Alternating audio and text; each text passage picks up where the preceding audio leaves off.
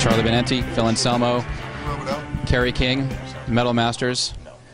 You're not happy with your unsexy backstage pass? Pass is fucking lacking sexified. So you guys are all tenured professors of the Metal Masters clinic. Yeah. Done it before. And this year actually you have Billy Sheehan, which is a little different because he's not a thrashing dude. He's more of a hard rock fusion kind of guy. But we talked about it earlier, man. He puts forth the effort to make it work and come jam with us metalers, and he adapts very well. He's out of his mind. He's incredible. There's some moments on those early Talus records that are pretty fast, you know? They are. They can do thrash. But then some of the drumming that you do could also kind of fit in with funk if you wanted to kind of bring some groove into it. I like that. That's good. I'll go with that one. So, I mean, beyond what you guys... I am Sicilian. Me too. Beyond what you guys are Bottom of the going to boot. teach the audience, what do you think you guys can learn from each other, especially having someone like Billy in the mix? Oh, that you cannot ever stop learning enough. You know, you cannot ever just say, I'm done, this is what I do, here's my craft, and whatever. Like, I said it, and I've said it a million times, music is vast. I spit all over you, I'm sorry. Music is vast and is plentiful, and it's there. Its history is there to writhe in and learn from. And you look at a guy like Billy Sheehan, who's played with some of the best musicians in the world, you know. Just to have him here is like an insane honor, not to mention he's a cool motherfucker. I'll tell you one thing about playing these songs that I've learned, the Slayer songs and the Pantera songs. The Pantera songs, I value space in the song. You guys do that a lot. You leave space. Yeah. Especially in 5 Minutes Alone, that section that's like Oh, yeah. space, space. It's something that you don't appreciate it until you actually do it, and it's like, it's really clever. Truth be told, all that space and all those type of parts, if we would have never heard dun dun dun dun dun dun dun dun dun dun dun dun and Rain and Blood and you ever heard the song Domination? Ba ba ba da da da da da da da da da. That's completely, we're very, very influenced, to say the least, if not a pure goddamn rip-off of one of my favorite bands in the history of friggin' bands, which would be Slayer. Let's talk about Hell Awaits. No, I'm just kidding. I know, right? So say, Merciful Fate. I'm familiar with that one. You are you? My favorite song for Hell Awaits. At dawn they sleep. At dawn. Let's please do it. Most underrated metal song ever. Underrated Dawn They metal Sleep? song ever. At dawn they sleep. Who calls that out except people who? I got a good one. What do you got? Saints in Hell.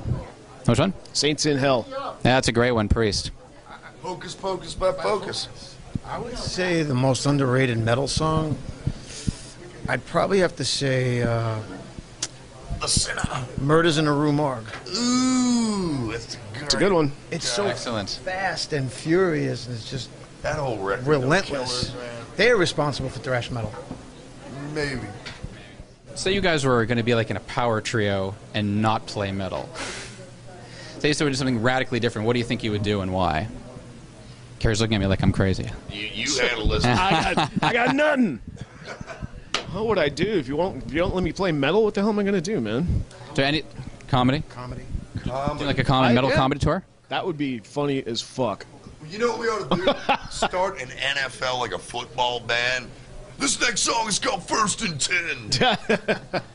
Goal line situation. Oh, these are titles? Throw the flag. Yeah. Football is fake. Football's fake. He's trying to compare football to WWE. It's not. I'm not. Let's not even talk. All right. Let's. It's a conspiracy. I'm going with comedy. You going with comedy? That was pretty fucking funny, right? Exactly. Obviously, the whole Lamb of God thing has been a bit of a controversy over the last couple months with Randy being in jail and the whole issue of whether somebody died at the show. Obviously, Slayer, for example, has had some crazy-ass fans. doing things. A friend of mine actually saw Slayer maybe 20 years ago, and you could tell Tom was like about to get kind of pissed, but he's like, maybe I shouldn't because the audience is a little nuts.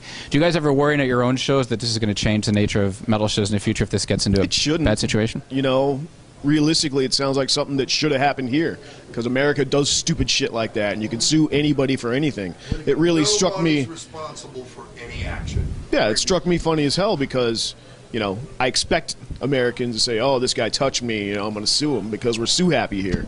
Truth is, the kid that died, I'm sorry about that, but apparently after multiple stage dives, if he jumps on, I mean, you get on the stage at a metal show, you 9 times out of 10 are pretty much going to jump off the front of the stage.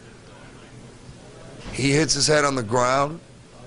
I'm no lawyer, I'm no cop, but there's this thing called free will, and when you do something like that, that to me is accidental death. So whatever happened with Randy's just super unfortunate, and I think it's going to really affect who goes to play Prague.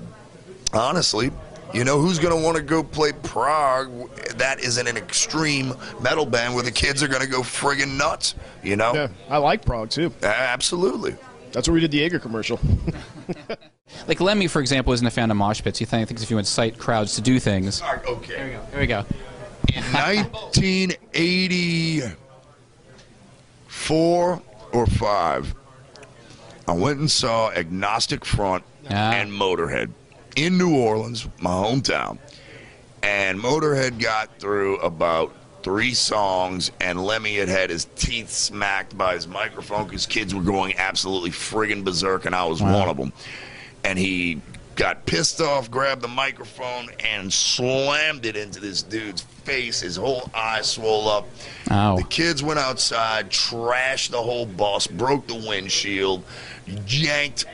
Matter of fact, I was right there. I'm not going to say Lemmy, you know, me and Lemmy have had this conversation before. Right. And I'll tell you what, he's still pissed about it. He's still fucking angry about that show. I'd be angry if I lost some teeth.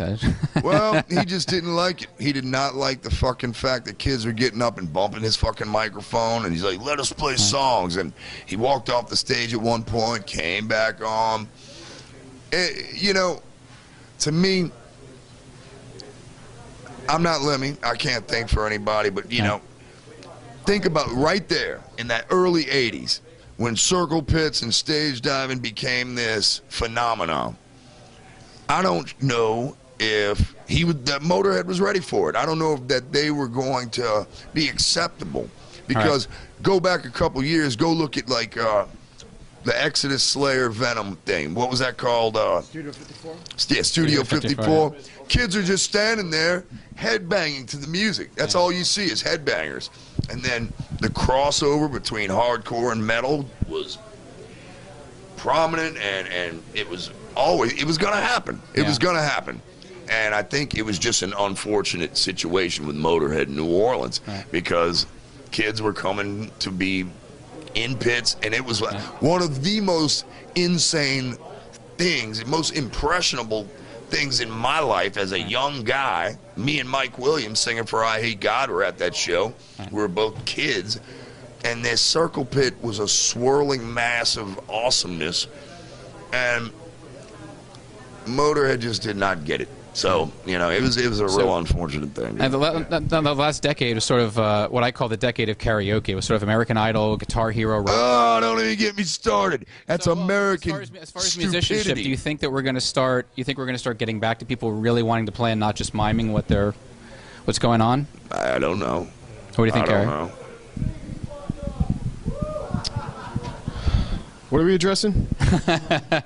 Well, that's sort of decade of karaoke. Video games? Guitar Hero, American Idol, just sort of like... People are getting notoriety from singing cover tunes. And also not really being as good as, say, the bands in your generation, I would think. Would you argue? Real music, we talked about classic rock yesterday, No. how bands actually played. Actually wrote their own sang their own songs. stuff without auto-tune, and wrote their own songs, played their own damn instruments once again. I don't know, man. The problem with nowadays is people want to be famous right away. They don't want to put the time in to learn their craft. They just want to be famous. and they could give a fuck who they steal it from. They just want to be famous. We all started in clubs. Every damn, all three of us. We all Started in a van. I started in a van. And I think Camaro, U-Haul. Is it true that you started playing in a Pat Boone cover band when you were a Me? wee lad? Yes. Fuck you asking me for? Of course not. So lastly, after all these years, what do you think your fans would be surprised to learn about each of you? I love the Smiths. I love the Smiths. I love the Smiths. Oh, yeah. What's the Smiths? One of the greatest bands out of the 80s era, and that late 70s. I think that's how we bonded. Oh, God. Because Charlie knows all Johnny Marr's guitar parts. And he knows all the... And I know all the damn lyrics. So before each show, we get together We'd be, in the big dressing rooms with all the beautiful acoustics in there, and we jam Smith songs all day. Still do that? We did it the other Over day. the phone. Over the phone. Over the phone, he's playing guitar. I'm singing. Kate's next to me going, he must be playing. So we would talk about that, and we would talk about horror movies. Yeah, but also the Beatles, too. And the Beatles. Oh, my God. The Beatles are responsible for every form of music. Damn in thing, man. The greatest band ever to string up instruments. grunge, metal, you name it, the Queen, Beatles, too. and Queen.